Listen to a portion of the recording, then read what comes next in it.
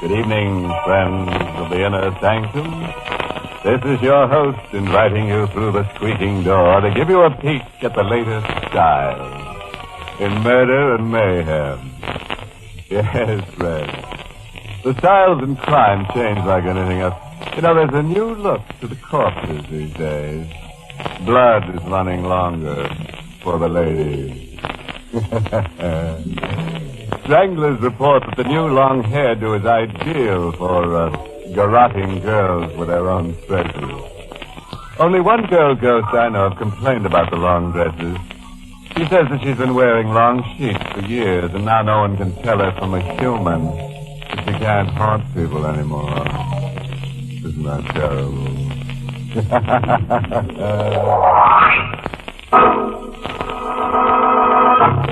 Tonight's Inner Sanctum mystery, The Doomed, was written by Milton Lewis and stars Carl Swenson in the role of Garth with Mercedes McCambridge as Claudia.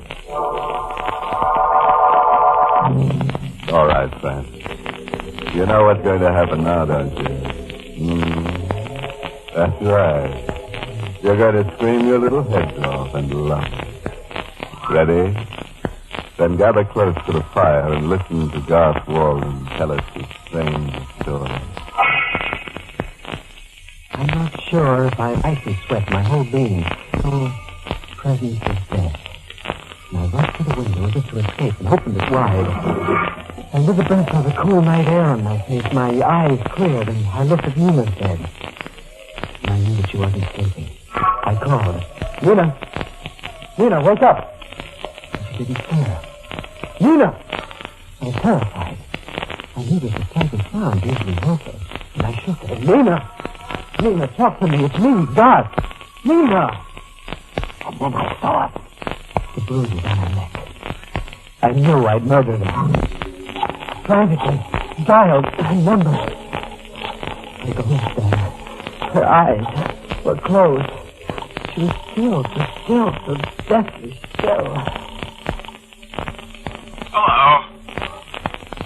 Hello there. Lyman. Yes, this is Lyman Simmons. Who's calling? I'm sorry to wake you at an hour like this. Who is this? Garth Walden. Oh, what do you want, Garth? I'm in a terrible jam. Well, what's the matter? I murdered my wife. What? When? No? That's you. I don't know what to do. I need help desperately. She's lying there on the bed. Now get a grip on yourself. Do exactly as I tell you. Yes. Get a suitcase. Pack some clothes. Yes. Pack her jewels. Take anything that's small and valuable. You hear me? Yes. When you leave, lock the door. Make sure of that. Yes, I will. Then come directly to my place. Don't take a cab. Walk. It's only a short distance. Yes, I understand. Don't let anyone see your face if you pass them on the street. Make sure no one sees you come into my house. Yes, I'll be careful. Remember everything I told you. I appreciate what you're doing, Lyman. Goodbye. Goodbye, Garth.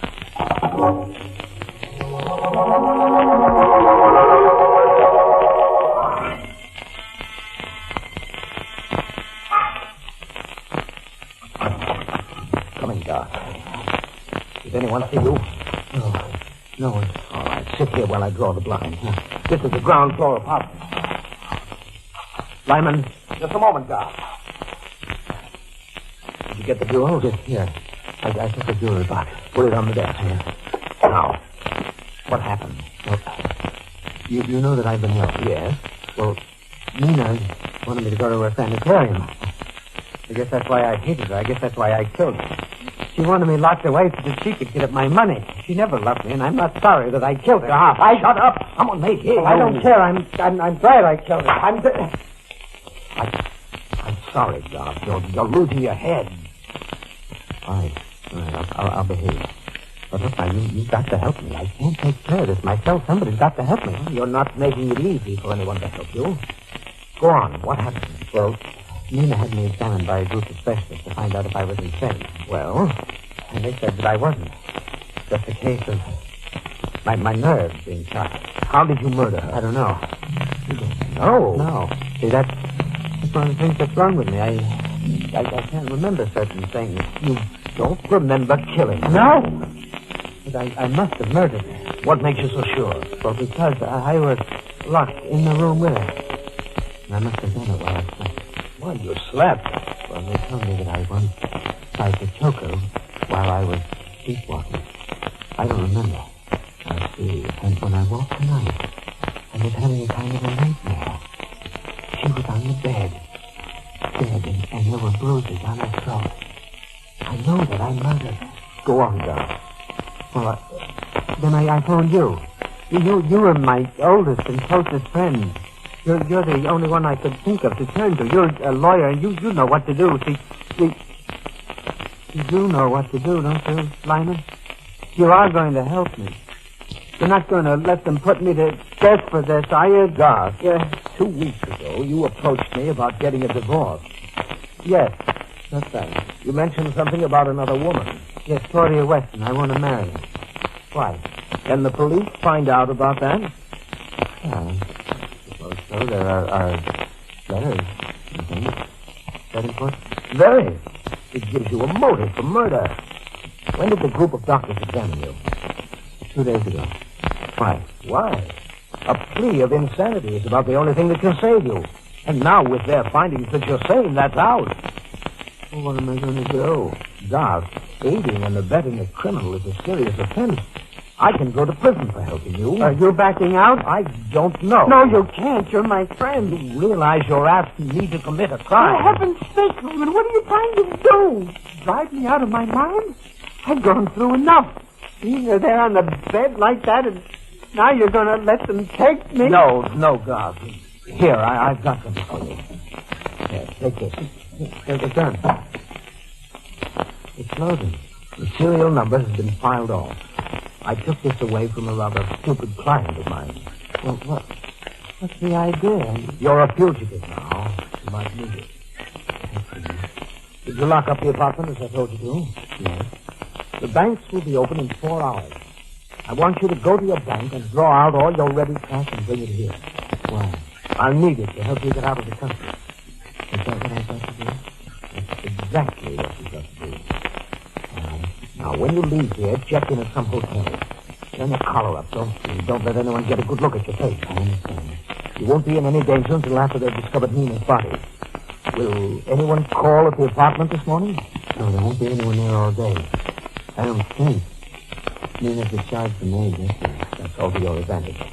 As soon as you've got the money out of the bank, come here. Try not to be seen. It won't be so easy at that hour, but you'll have to risk it. I appreciate it. Don't imagine I'm unaware of the risks that you're taking.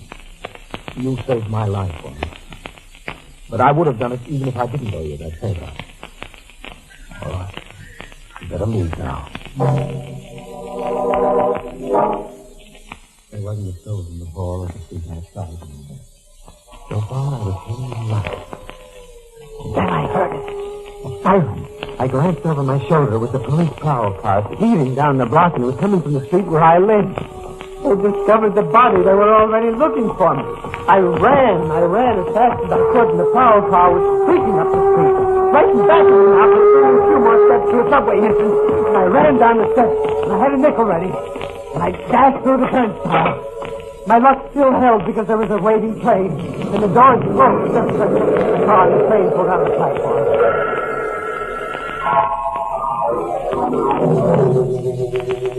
And then you came here, Doc. Yes, that's right, Claudia. I was afraid to go to a hotel. The police might be looking there already. They could get me when I tried to register. This is a hotel. I know, Claudia. But I knew I could come right up to your room without going to the registration desk. Oh, God. I know. I couldn't have done it. You know what it's like. They might be behind you any minute. I was so miserable I had to see you, Claudia.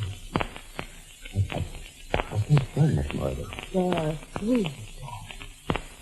I found them. You'll be all right. Oh, Claudia. No one will find you, please. Oh, I'm so tired. Terribly tired. I'm very tired. Doc, have you told me everything? Just as it happened? Mm-hmm.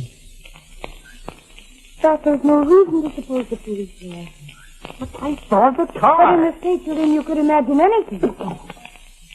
Hello, operator. Would you get me village 69970, please? And call me back when you complete the call. That's my home. What are you doing, Claudia? If the police are there, they'll answer. But if nobody has discovered the body, it'll just ring. I see what you're doing. Another thing, Doc. I think you made a mistake about Lyman. Mistake? Yes. Well, you don't know, Lyman. He'd do anything for me. He's taking a big risk trying to help me. Maybe he's trying to get your money. How can you say that? Stop, darling, don't you see? He wants you to bring him everything you have. Well, what's to prevent him from keeping it? You'll never be able to do anything to him without risking capture. Claudia, if I can't believe in Lyman, Listen to me. I know a way you can test him. What?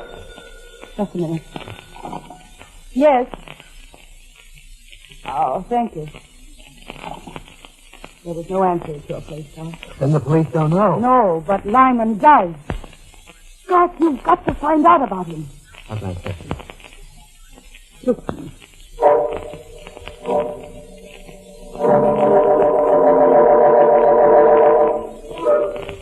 I risked going to the bank and drew out all my cash. I was still safe. And I went to Lyman's place and quickly let me in. Did you get the money? Yes. It's in the suitcase. Give it to me. Hurry. How much is it? $10,000. I've already seen that about the jewelry. You gave me $8,000 for them.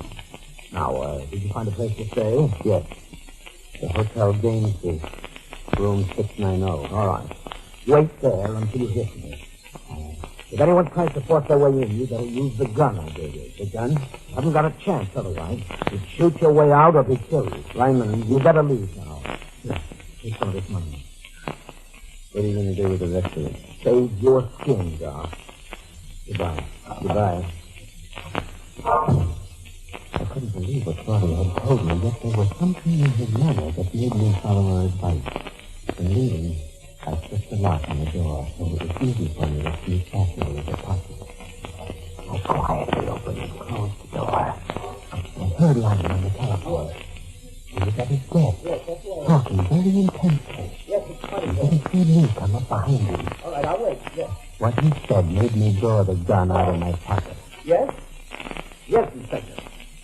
Yes, Garth Walden phoned me. Only a few minutes ago. No, he told me he had murdered his wife. I believe it. The man's a homicidal maniac and he's armed with a gun. That's right. I pretended I was going to help him. He told me where he's hiding.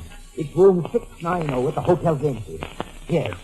Tell your men to be careful because he's desperate and will put up a fight. Goodbye, Inspector. Goodbye, Lyman. Garth! I heard every word.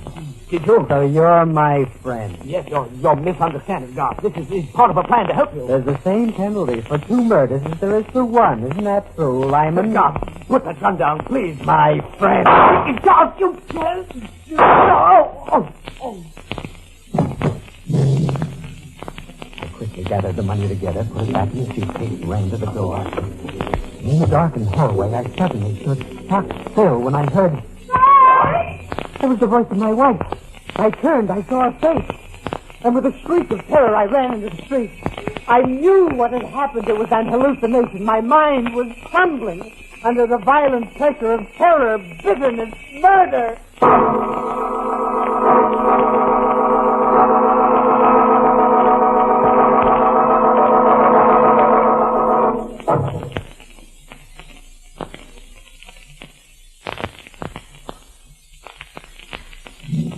Garth Walden has just told us about 2 murders and his insanity.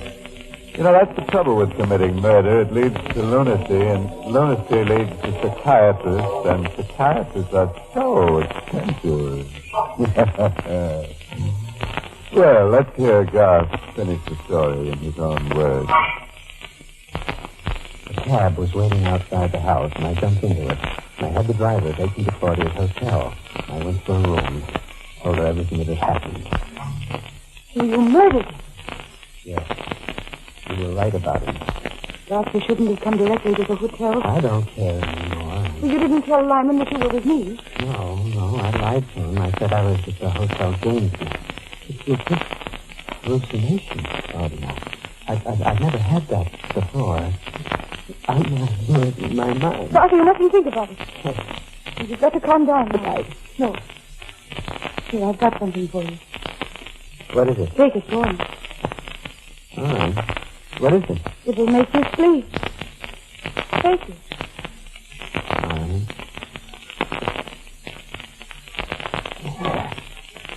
Now lie down. Is it well?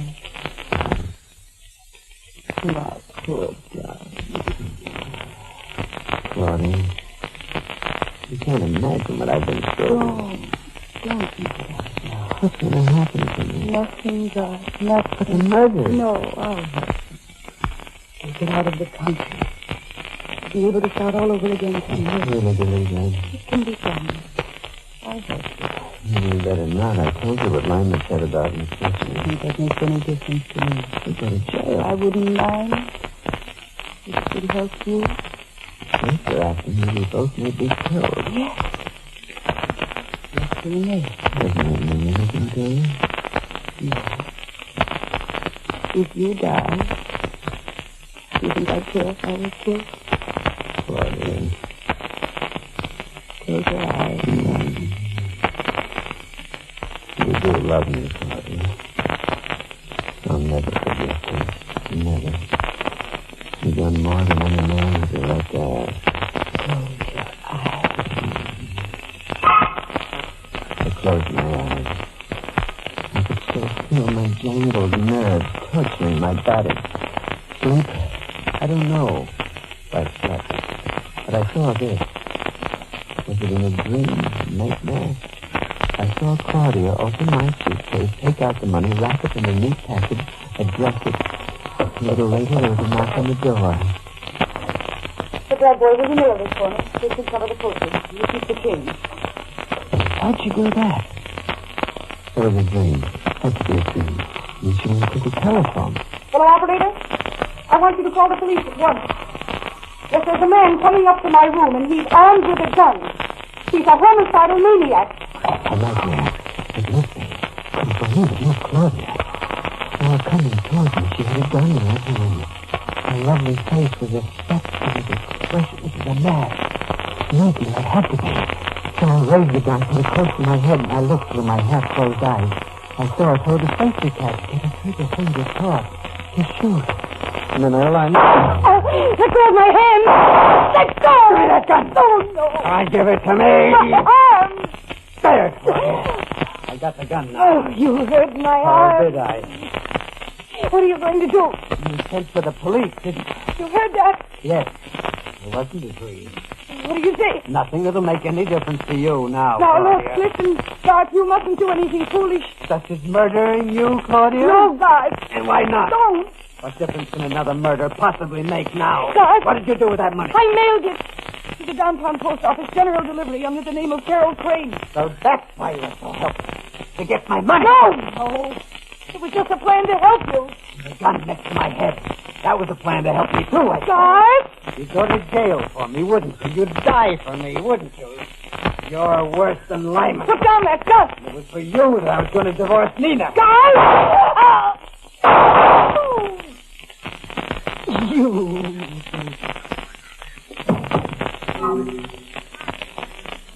Good God. The lovely mask lay there on the floor with a queer, twisted smile on his face. Beneath the door. Wait. I ran to the window. I flung it open. There was a terrace on the floor below, and I jumped. The door of the room was open. I raced through there to the corridor, down endless stairs to the lobby. Just about to go into the street when I heard a voice call. I spun around. Nina, my wife, I saw her face again, and I raced into the street.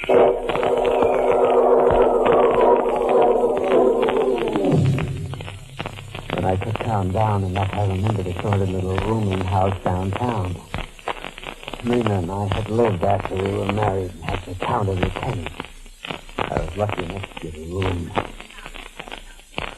And that night I heard a knock on the door. Who is it? I'm ready. Nina. Hello, Garth. Nina. Don't. Calm down. Garth, I can't help you. You're dead. No. No. Garth, listen to me. I know what happened. I didn't kill you? No, darling. You were dead. I saw you. I was close to death. You saved my life. Huh? Remember when you was cold in the fireplace of the bedroom and we didn't open any window? I was unconscious from cold gas. Unconscious? You managed to wake up, I guess, and open the window. That's the table. But the bruises on your neck. Don't you remember? What? Earlier that night, you got up to your feet. You had one of those fits of violence. Oh. Good Lord. Oh, Nina, do you know what I've done? Yes, darling, I know what you've done. I tried to find you. I went to Lyman. I even went to Claudia. Why'd you come To here? help you. Help me? You're not yourself, Garth. You haven't been for some time. I know you need help more than you've ever needed it. Oh, Nina. I thought of this place. I didn't expect to find.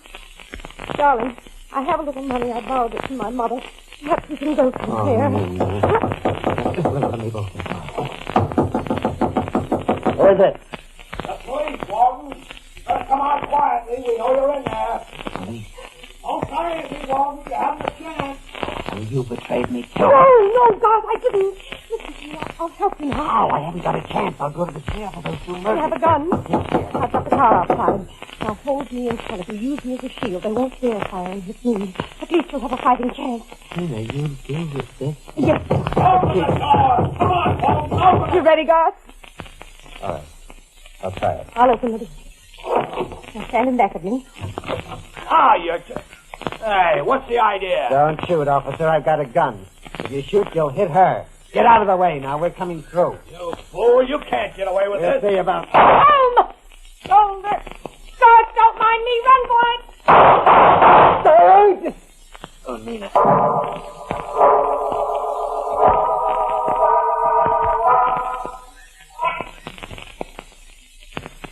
Neither of the wounds were serious. Mine's healing now. Nina's well enough to visit me here in the hospital. In 2 days, I'll have to appear in court to answer a charge of murder. The two people I killed were two people I loved and trusted. And they both betrayed me when they thought I was a murderer. The only person who loved me enough to risk her life for me was my wife, Nina.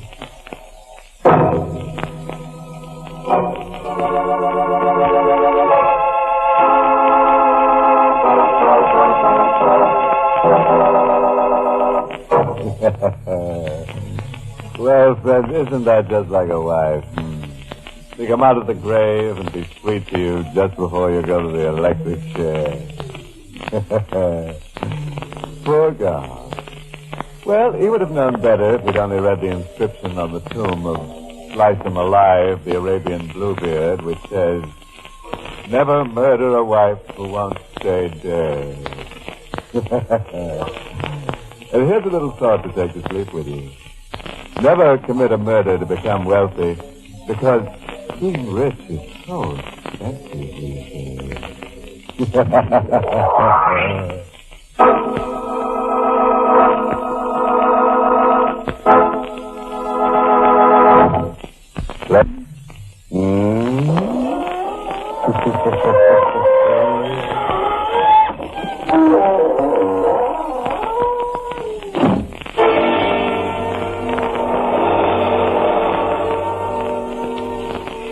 This is the United States Armed Forces Radio Service, the voice of information and education.